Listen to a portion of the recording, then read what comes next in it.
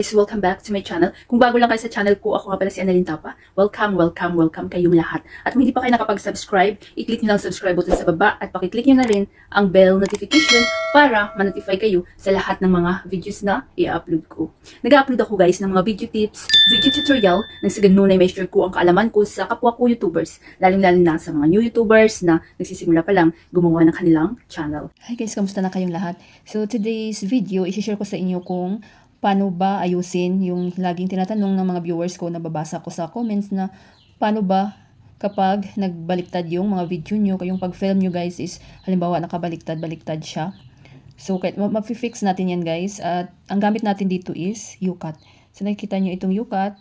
So bagong apps ito guys na na-discover ko, magandang gamitin, wala siyang watermark at saka free lang siya. So pag na-install nyo na, pwede siya sa Android, pwede siya sa iPhone. Ang gamit ko always is Android. So, i-click nyo ang YouCut guys kapag na-install nyo na. Then, ito yung itsura niya. Ayan. So, mayroong plus dito. So, napakaganda. Simpleng gamitin.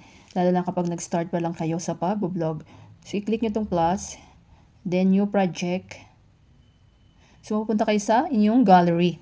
So, dapat may naka-ready na kayong video na yung kailangan nyong ayusin. So, sa akin, halimbawa ito. Click nyo yan. Then, itong orange sa baba, yung arrow, i-go nyo lang. So, dito na tayo sa loob ng YouCut. So, pag napapansin nyo guys, ito is yan. Kung maganyan, diba, hindi siya nakaayos. Yan. So, maharap siya dyan.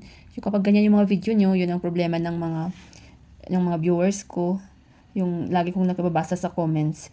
So, bagong lahat guys, hanapin nyo muna ang BJ. Yan o, BJ yan.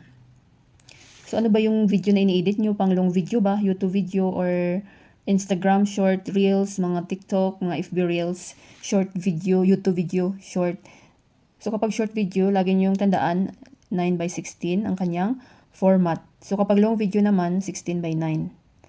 So, dito tayo sa 9:16, pang short video, halimbawa.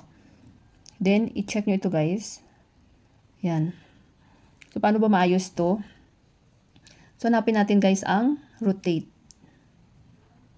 Ayan. Ayan siya guys, oh, sa baba. Ayan. So, i-click nyo lang itong rotate.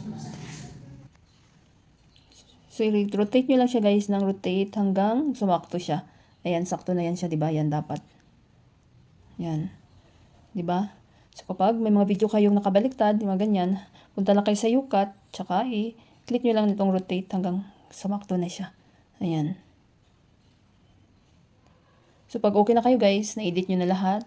So, kapag gusto nyo guys, panoorin yung mga full video kung paano mag-edit ng videos gamit ang YouCut or InShot, CapCut, at saka Video Maker. So, check nyo lang sa aking tutorial playlist. Kung meron kayong mga question, suggestion, mga request, mag-leave lang kayo ng comment sa baba guys at mababasa ko yan. Thank you. Then, i-save nyo lang to guys. I-click nyo tong save, then automatic na yan. Ayan, save. Huwag nyo nang galawin yan guys. I-save nyo la. Pero sa akin, hindi ko i-save dahil full memory na yung aking mobile. Sana guys may natutunan kayo sa video tutorial ko na ito at maraming salamat sa panonood. Kung mayroon kayong mga question, suggestion, and request, just leave a comment down below. At huwag niyong kalimutan mag-like, share, comment, at kung hindi pa kayo nakapag-subscribe, i-click niyo lang subscribe button sa baba at pakiclick niyo na rin ang bell notification para ma-notify kayo sa lahat ng mga videos na i-upload ko. Always be happy guys, be positive, avoid nega. See you next time.